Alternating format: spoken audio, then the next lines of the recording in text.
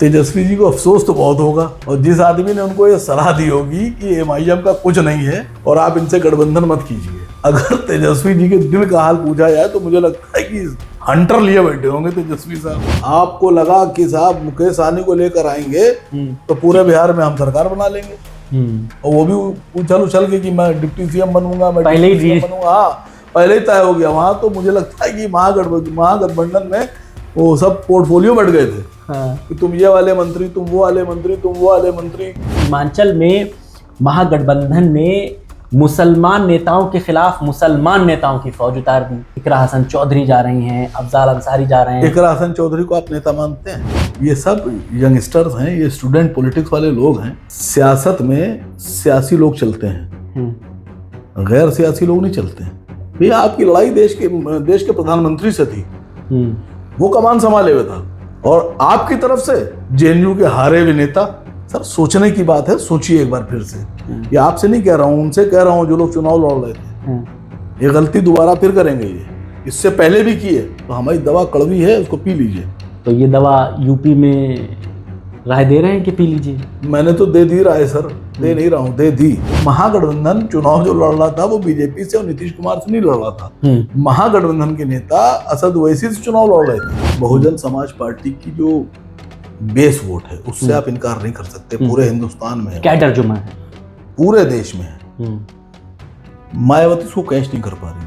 मुझे लगता है कि मुसलमान ने तो ये यहाँ तक के ठेका उठा लिया था और ठान लिया था कि बहन जी को प्रधानमंत्री बनाना है। बहन जी आप प्रधानमंत्री बन सकती हैं, आप प्रधानमंत्री का मटेरियल है। और भाजपा इतना टॉप क्यों कर गई? ज्ञानेश जी को शुक्रिया अदा करें। हारा हुआ आदमी इन सारी चीजों की बात कहता है तो मैं समझता हूँ। सुनिए, वहाँ तेजस्वी भाई थे, वहाँ इमरान प्रताप गढ़ी साहब थे, वहाँ खुद राहुल गांधी जी माशाल्लाह से कमान संभाले हुए थे। आप एक ईमानदार कौम को कह रहे हैं बीजेपी के एजेंट हो, आपको माफ कर देगी वो कौम। ये बात राहुल जी को, तेजस्वी को किसी ने समझाई नहीं, खूब खुल के बोल रहे थे बीजेपी एजेंट। अब मुसलमान कुरान करीम पढ़ने वाला, 5 वक्त का नमाज पढ़ने वाला, और उसको आप बता दे रहे तुम बीजेपी के एजेंट हो, गद्दार हो। आप हमें गद्दार कहेंगे, हम आपको जवाब नहीं देंगे। दिया मुसलमानों ने जवाब, आपको फिर देंगे अगर कहोगे तो। लगता है कि अब बीजेपी चूंकि नीतीश से ज्यादा सीटें लेकर आई है, नीतीश का कोई कुछ नहीं, नीतीश का कोई कुछ नहीं बिगाड़ सकता। इस मामले में मैं उनको मोदी से बड़ा नेता मानता हूँ, नीतीश कुमार को। आपको करवट, चरपाई पर, बेड पर करवट लेने में आपको देर लग सकती है, नीतीश कुमार साहब को सियासत में करवट लेने में देर नहीं लगेगी। सियासत का गठबंधन मोहब्बत का गठबंधन नहीं होता, आई लव यू वाला नहीं होता है। I love you, no. तुम हमें क्या दोगे और हमसे क्या लोगे, इसके अलावा गठबंधन नहीं होता है। ऐसा थोड़ी ना होता है कि आशिक ने माशूक को छोड़ दिया तो बाहर जान दिए दे रहे हैं, मजनू बना जा रहा है। हाँ, हम तुम्हारे बिना नहीं रह सकते, तो ऐसा कुछ नहीं है। नमस्कार, बहुत बहुत स्वागत है आपका। आप देख रहे हैं क्रिएटिव विजन न्यूज, आपके साथ मैं हूं शबाब। बिहार में नतीजे तो आ गए, लेकिन नतीजे सबके मनमाफिक नहीं आए। महागठबंधन जितनी तैयारियों के साथ, जितनी तेजी के साथ चल रहा था, उसे झटका लगा, और झटका भी कोई छोटा मोटा नहीं, बहुत जोरदार लगा। वो पार्टी जिसके विधायक 90 के आसपास थे, वो 2010 के नतीजों पर लौट आई है। 24-25 विधायक जीते हैं। लेकिन इन सब के बीच में अगर किसी पार्टी की पौ बारा है तो उस पार्टी के धुआंधार प्रवक्ता आसिम वकार साहब हमारे साथ हैं। एआईएमआईएम अपने उन नतीजों को दोहरा चुकी है और ओवैसी साहब ने झंडा बुलंद कर दिया है। पहले तो बहुत बहुत स्वागत आपका। क्या कहेंगे इस जीत पर? शेर सुनाकर आप इस जीत को अपनी जस्टिफाई करेंगे और मुबारकबाद। शेर सर मुझे ज्यादा आते नहीं है, और इतना कहूंगा कि बिहार के लोगों का शुक्रिया, सीमांचल के लोगों का शुक्रिया, जिन्होंने मजलिस इत्तेहादुल मुस्लिमीन पर दोबारा से यकीन दिया और उन्होंने बताया कि दुनिया कुछ भी कहती रहे, लेकिन ओवैसी देश के नेता हैं, बिहार के नेता हैं, मुसलमानों के नेता हैं, हिंदुओं के नेता हैं, दलितों के नेता हैं। चाहे कोई कुछ कहता रहे, लेकिन बिहार के वोटर्स ने अपना हक अदा किया। उन सब का तहे दिल से शुक्रगुजार। एक बात और साबित हुई कि वहां पर जिन सीटों पर एआईएमआईएम जीती, वहां पर चेहरों का कोई वजूद नहीं था। चुनाव ओवैसी साहब के ही चेहरे पर लड़ा गया, लोगों ने ओवैसी साहब के ही चेहरे पर वोट दिया। वरना आपके जीते हुए विधायक भी थे, वो भी टिकट मांग रहे थे पिछली बार वाले, इस बार नए कैंडिडेट को आपने लड़ाकर जिता दिया। देखिए, जिनकी आपने बात की है, दरअसल वो ना चेहरा है ना नेता है। और जिनके दल से वो चुनाव लड़ रहे थे उनके नेता भी कोई चेहरा नहीं है। मजलिस-ए-इत्तेहादुल मुस्लिमीन के कौमी सदर जनाब असद ओवैसी साहब ने ये साबित कर दिया है कि जब तक तुम हमारे साथ थे तब तक तुम थे। ये तुम्हारा वहम था कि तुम नेता हो, विधायक हो। और तेजस्वी साहब को भी ये एहसास हो गया कि तुम चुरा के ले गए थे, तो तुमको लगा था कि तुम इस बार काबिज हो जाओगे, लेकिन ऐसा नहीं था। हमारी सीट थी, हमने वापस छीन ली। हालांकि जितने लोगों को चुरा कर ले गए थे उन सभी लोगों को तो उन्होंने टिकट भी नहीं दिया। 4 लेके गए थे आपके, 4 में एक ही टिकट पाया था। नहीं, उनकी हिम्मत, वो भी इस बार नहीं, उनकी हिम्मत नहीं थी। वो जानते थे कि जिनको वो लेके आए हैं दरअसल वो अपने आप में कुछ नहीं है। जो कुछ है वो ओवैसी साहब हैं, जो कुछ है वो पतंग है। लेकिन इस बार का चुनाव बड़ा जोरदार रहा। मतलब मैं सिलसिलेवार तरीके से अगर चीजों को आपसे पूछूं कि बिहार गए चुनाव लड़ने, इस बार मायावती आपके साथ नहीं थी। पिछली बार का चुनाव आप मायावती के साथ लड़े थे, बसपा के साथ। इस बार आपके साथ जो थे वो चंद्रशेखर रावण थे, स्वामी प्रसाद मौर्य थे, एक और भी थे आपके साथ। 4 लोगों के कोलैबोरेशन से आप चुनाव में गए।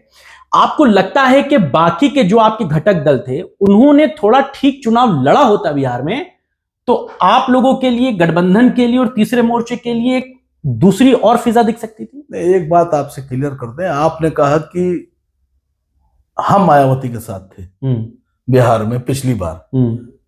आप उल्टा बोले, मायावती हमारे साथ थी। मायावती हमारे कंधों पर सवार थी ओवैसी साहब के।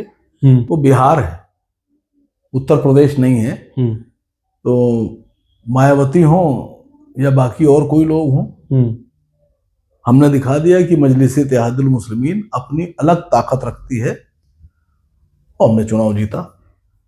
आप मानते हैं चंद्रशेखर अगर अच्छा चुनाव लड़ते, प्रचार करते जोरदार तरीके से, ओवैसी साहब के कंधे से कंधा मिलाते, तो ये 5 सीटों के नतीजे 7, 8, 9 तक बदल सकते थे? बात गई रात गई। आगे कुछ पूछिए। तो ये बात गठबंधन के लिए भी थी क्या? अब ये तो तेजस्वी जी जाने। तेजस्वी जी को अफसोस तो बहुत होगा, और जिस आदमी ने उनको ये सलाह दी होगी कि एमआईएम का कुछ नहीं है, मुसलमान बहुत नाराज है और आप इनसे गठबंधन मत कीजिए। अगर तेजस्वी जी के दिल का हाल पूछा जाए तो मुझे लगता है कि हंटर लिए बैठे होंगे तेजस्वी साहब। सही बात है। जिसने मशवरा दिया होगा ये कि गठबंधन मत करना। क्यों नहीं करना चाहते थे वो? आपको क्या लगता है उनके दिमाग में क्या रहा होगा? इतनी सीटें तो आप मांग रहे थे जितने आपके विधायक जीते। हाँ, ये बात तो सच है भाई। अगर उनके साथ लड़ते पता नहीं क्या होता, लेकिन जितने 5 जीते हैं, 5 ही सीटें आप मांग रहे थे। नहीं, हम 6 मांग रहे थे। वो सवाल छूट गया कि तेजस्वी ने गठबंधन क्यों नहीं किया होगा। ये तो तेजस्वी साहब बताएंगे साहब, और राहुल जी बताएंगे। अब आप अंदाजा लगाइए कि गठबंधन का जो बड़ा दल था, जो राष्ट्रीय दल था यानी कांग्रेस, उसने गठबंधन की बागडोर एक ऐसे प्रभारी को सौंपी जो बिहार में हिंदी बोलता ही नहीं था। एक गैर हिंदी भाषी आदमी को, जो हिंदी का एक अल्फाज नहीं समझता है, उसको बिहार जैसे ठेठ हिंदी प्रदेश में भेज के प्रभारी बना दिया। अब जब उनको हमारी जबान नहीं पता, हमारी भाषा नहीं पता, हमारे मसले नहीं पता, हमारी सोच नहीं पता, तो हमारे मुद्दे कैसे समझेंगे वो? बिल्कुल सही बात। वो तो इतने बढ़िया थे कि वो एमआईएम का गठबंधन तो छोड़िए, उन्होंने तो उनका ओरिजिनल गठबंधन खतरे में डाल दिया था। हालांकि उनका बड़ा बवाल खड़ा हो गया कि साहब कांग्रेस अकेले लड़ेगी। फिर अशोक गहलोत साहब को जाकर वहां बराबर करना पड़ा, मैनेज करना पड़ा। टिकट बंटवारे पर भी बड़ा विवाद हुआ, उनकी गाड़ी का घेराव हुआ, बहुत सारे लोगों ने गाड़ी का घेराव हुआ, बाद में उनको वापस लेना पड़ा। फिर पूरा का पूरा मामला जो है चुनाव का अशोक गहलोत साहब ने संभाला। इतना बढ़िया तो प्रभारी भेजा था उन्होंने। जो अपना गठबंधन खतरे में डाले दे रहा है वो हमारा कैसे कराएगा? ऐसा तो नहीं कि ये बात यूपी से वो जो नेता जो वहां पर बिल्कुल हीरो बने हुए थे। आप मेरी बात ही नहीं समझे। नहीं, मैं समझा आपकी बात। जो बना बनाया गठबंधन तोड़कर किनारे किए दे रहा है, ऐसे प्रभारी हमारा नया गठबंधन कैसे करेंगे? उनके मशवरे समझिए कितने खतरनाक होंगे कि हमारी आपकी दोस्ती तोड़वाए दे रहे हैं। जो दोस्ती चली आ रही है 5 साल से। या 10 साल से उस दोस्ती के जिसने तलवार चला दी वो नया गठबंधन कैसे करने देगा? अकल की बात है। आगे कुछ पूछिए, अच्छी बात। बातें बहुत सारी हैं। सीमांचल में हालांकि पूरा जोर आपका था और इस सीमांचल में महागठबंधन ने मुसलमान नेताओं के खिलाफ मुसलमान नेताओं की फौज उतार दी। ओवैसी जी के खिलाफ समाजवादी पार्टी से इकरा हसन चौधरी जा रही हैं, अफजाल अंसारी जा रहे हैं। इकरा हसन चौधरी को आप नेता मानते हैं? प्रचार करने गई, मैं तो मानता हूं। मैं पूछ रहा हूं मुसलमान उनको नेता मानते हैं?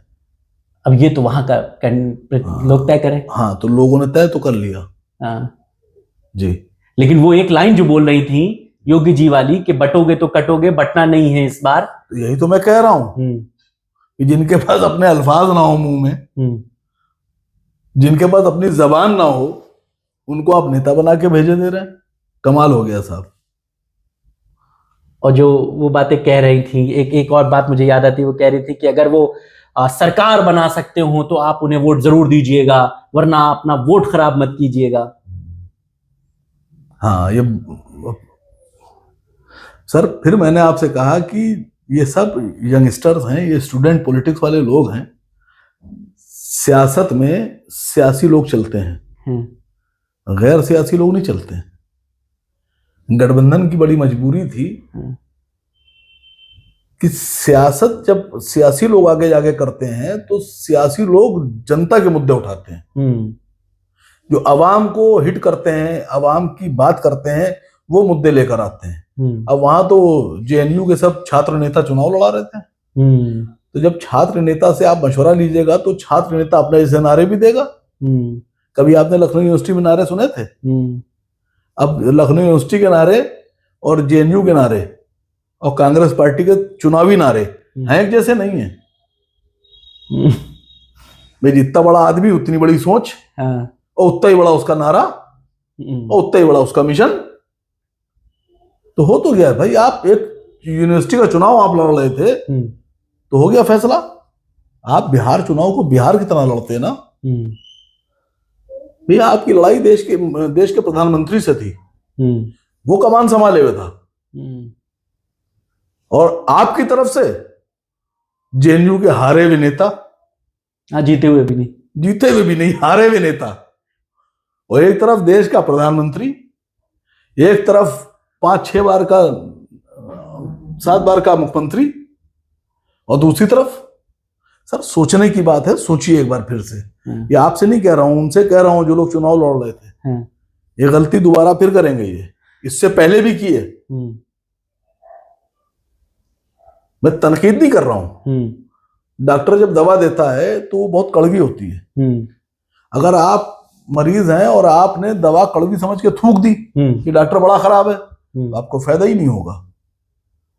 और अगर आपने दवा पी ली हिम्मत करके तो फायदा होगा। तो हमारी दवा कड़वी है, उसको पी लीजिए।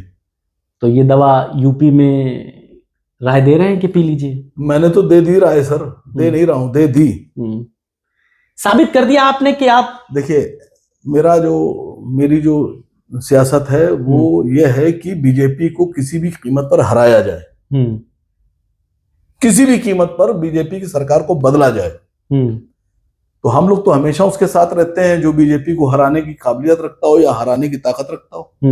ओवैसी साहब ने 6 सीटें इसलिए मांगी थी, महागठबंधन से मांगी थी, कि ओवैसी साहब भी जानते थे कि हम बीजेपी के साथ नहीं जा सकते, हमको इनको सपोर्ट करना है।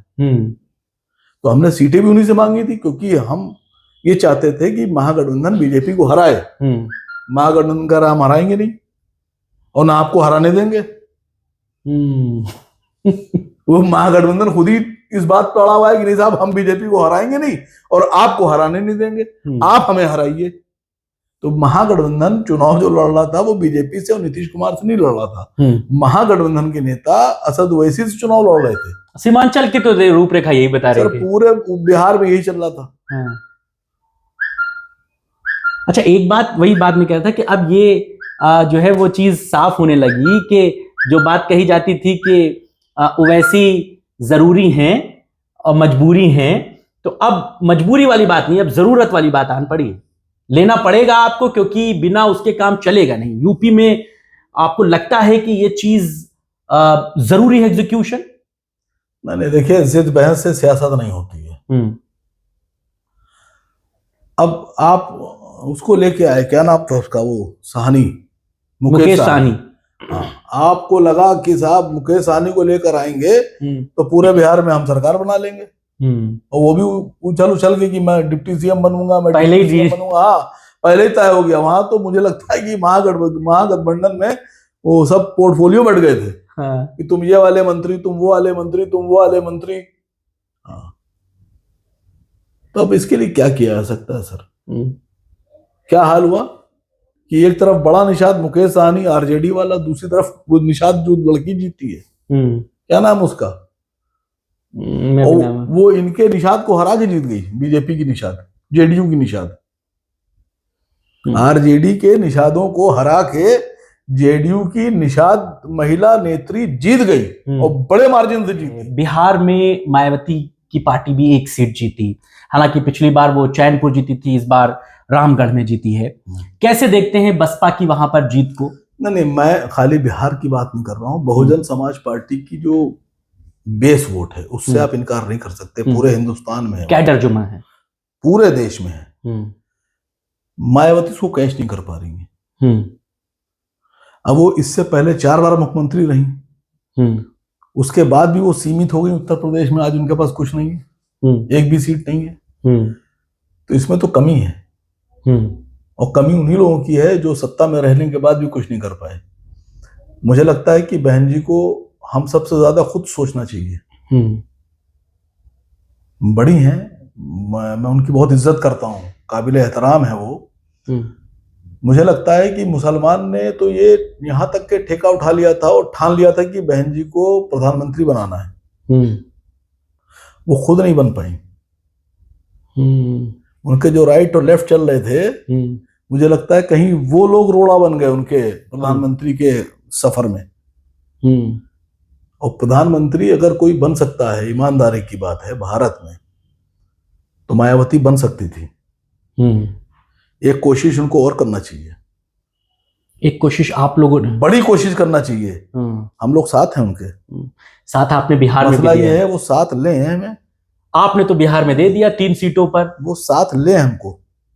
लगता है ये भी एक बहुत दूर की। सर हम साथ देने पे तैयार है, सामने वाला साथ लेने पे तैयार नहीं। महागठबंधन का हाल क्या हुआ?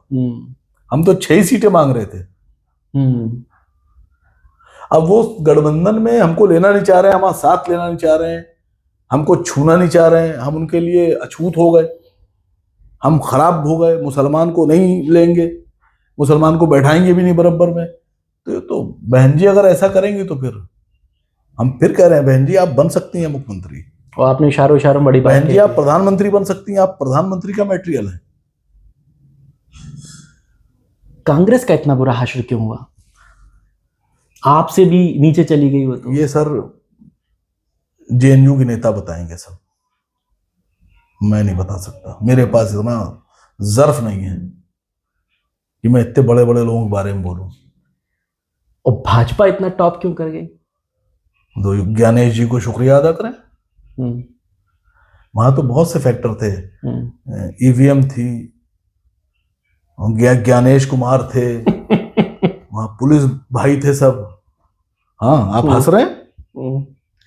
हारा हुआ आदमी इन सारी चीजों की बात कहता है तो मैं समझता हूँ। सुनिए जी, पुलिस भाई थे वहां पर, वहां तेजस्वी भाई थे, वहां संजय यादव जी थे, वहां इमरान प्रताप गढ़ी साहब थे जो हाथ में बिस्लेरी लेके हेलीकॉप्टर से इकरा हसन जी थी वहां, समझिए आप। वहां खुद राहुल गांधी जी माशाल्लाह से कमान संभाले हुए थे। तो इस बारे में मैं नहीं बोलूंगा, मेरे इतना ज़र्फ नहीं साहब मैं इतने बड़े लोगों के बारे में बोलूं। एक बात कही जा रही है बिहार में कि जो हाल फिलहाल के वक्त में बीजेपी की तरफ से, जदयू की सरकार की तरफ से ऐन मौके पर चुनाव से पहले लोगों के अकाउंट में 10-10 हज़ार रुपए डाले गए, महिलाओं के खाते में रोजगार से जुड़ी हुई बातों को लेकर के जो वहां पर एडहॉक के लोग थे उनको परमानेंट किया गया। सरकार या नीतीश कुमार फुल फ्लैश में चीजों को समझ रहे थे, इसीलिए वो एग्जीक्यूशन की तरफ। नहीं, देखिए ये सब हम सब जानते हैं कि अगर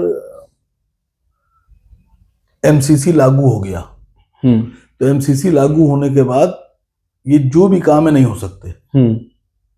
अगर एमसीसी लागू होने से पहले काम कर रहे हैं तो ठीक है, कोई एक्शन नहीं होता है, लेकिन एमसीसी लागू होने के बाद अगर कोई ऐसा काम आप कर रहे हैं जो लुभावन है, या आप गिफ्ट दे रहे हैं, या कोई किसी वर्ग विशेष को या जाति विशेष को आप कुछ फायदा दे रहे हैं, फायदा पहुंचा रहे हैं, तो वो तो कानूनी अपराध है। इसके बारे में तो मुझे लगता है कि चुनाव आयुक्त को और खास करके अपोजिशन को इस पर लड़ाई शुरू करना चाहिए थी। तो उन्होंने की नहीं लड़ाई, वो तो हम लोगों से लड़ रहे थे। हाँ, वो मुसलमानों से लड़ रहे थे और पूरी ताकत से लड़ रहे थे। मुसलमानों से नहीं, मुसलमान नेताओं से लड़ रहे थे। वो भी तो चाहते थे कि मुसलमान उन्हें वोट दे। अब आपकी बात चलिए मान लेते, लेकिन हमारे हिसाब से मुसलमानों से लड़ रहे थे। वो मुसलमान कह रहा नहीं हम ओवैसी साहब के साथ हैं, तो सारे मुसलमानों को बीजेपी के एजेंट बताए दे रहे थे। ये मसला खाली ये थोड़ी ना कि आसिम वकार को बीजेपी के एजेंट कहा जा रहा है या ओवैसी साहब को बीजेपी के एजेंट कहा जा रहा है। मसला ये शबाब साहब ने कहा हम आसिम वकार को वोट देंगे, करेंगे आप भी बीजेपी के एजेंट। शबाब साहब के वालिद साहब ने कहा कि हम आसिम वकार को, असद ओवैसी को वोट देंगे, करेंगे आप भी बीजेपी के एजेंट। इमाम साहब ने मस्जिद का कहा कि नहीं साहब हम एमआईएम को वोट देंगे, तुम भी बीजेपी के एजेंट। लड़ाई देखिए कहां लड़ रहे थे वो। तो मुसलमान नाराज नहीं होगा। आप एक ईमानदार कौम को कह रहे हैं बीजेपी के एजेंट हो, एक बेहतरीन देशभक्त कौम को आप बता रहे हैं कि तुम बीजेपी के एजेंट हो। आपको माफ कर देगी वो कौम? आप बात को समझिए। ये बात राहुल जी को, तेजस्वी को किसी ने समझाई नहीं। खूब खुल के बोल रहे थे बीजेपी एजेंट। अब मुसलमान कुरान करीम पढ़ने वाला, 5 वक्त का नमाज पढ़ने वाला, रोजा रखने वाला, रसूल की हदीस पे चलने वाला, और उसको आप बता दे रहे तुम बीजेपी के एजेंट हो, गद्दार हो। आप हमें गद्दार कहेंगे, हम आपको जवाब नहीं देंगे। दिया मुसलमानों ने जवाब, आपको फिर देंगे अगर कहोगे तो। एसआईआर का कुछ फर्क पड़ा वहां के नतीजों में? अब ज्ञानेश कुमार ने मेहनत तो बहुत की है, लगभग 65 लाख वोट कटा है। मैंने कहा ना, अब ज्ञानेश कुमार जी ने बहुत मेहनत की है। आपको पता है 7.5 लाख वोट, करीब 7,32,000 वोट 24 विधानसभा में काट दिया गया। 24 विधानसभा मतलब 4 जिले सीमांचल के। 7,32,000, करीब 32,100 कुछ वोट पर विधानसभा काट दिया उन्होंने। तो फर्क तो पड़ेगा। और लगता है कि अब बीजेपी चूंकि नीतीश से ज्यादा सीटें लेकर आई है, नीतीश का कोई कुछ नहीं, नीतीश का कोई कुछ नहीं बिगाड़ सकता। आप नीतीश जी को पहचाने नहीं फिर अभी आप। देखिए अभी पूरे रिजल्ट कल तक डिक्लेयर हो जाएंगे। अगर भारतीय जनता पार्टी और नीतीश में दरार पड़ती है और बीजेपी, पासवान और हम पार्टी वाले मिलाने के बाद भी अगर उनकी 1 आध सीट कम रह जाती तो भी मुख्यमंत्री नीतीश कुमार बनेंगे। वो ठक से इधर आ जाएंगे। हाँ, वो कहेंगे अब तुम तेजस्वी डिप्टी सीएम बन जाओ, हम मुख्यमंत्री बन रहे आओ। पिछली 2020 वाली का। इस मामले में मैं उनको मोदी से बड़ा नेता मानता हूँ, नीतीश कुमार को। हाँ, आपको करवट, चरपाई पर, बेड पर करवट लेने में आपको देर लग सकती है, नीतीश कुमार साहब को सियासत में करवट लेने में देर नहीं लगेगी। मतलब बहुत बढ़िया, एकदम फौरन।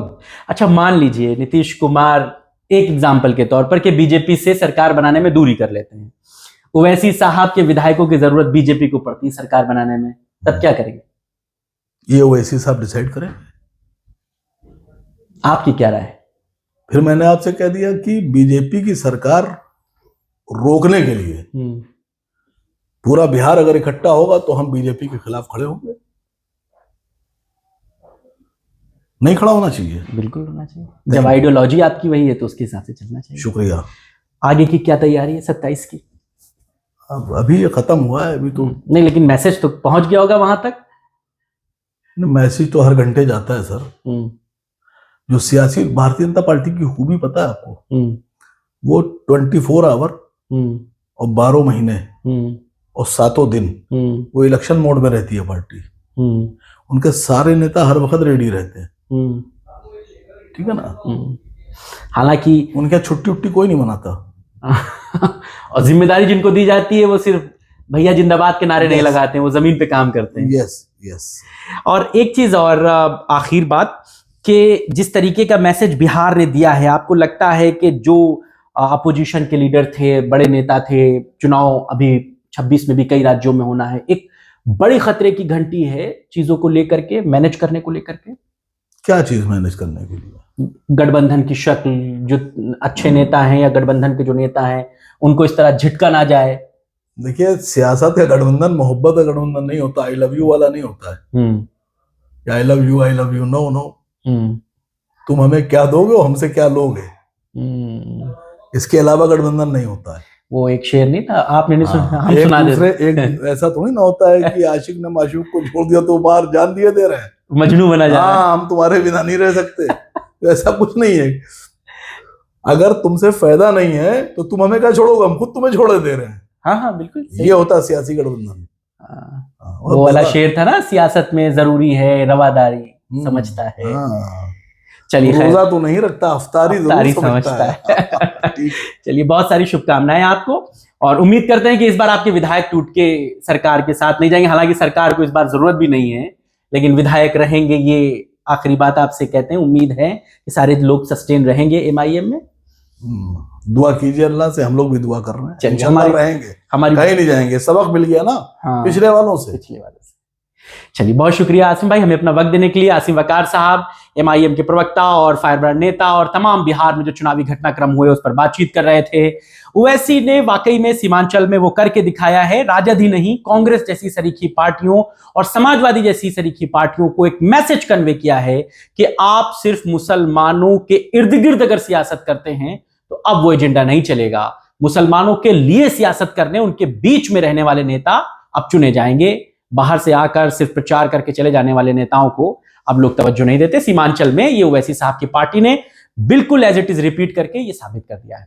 आपको ये चर्चा कैसी लगी हमें बताइएगा, आपके राय और विचारों का इंतजार रहेगा। बहुत शुक्रिया।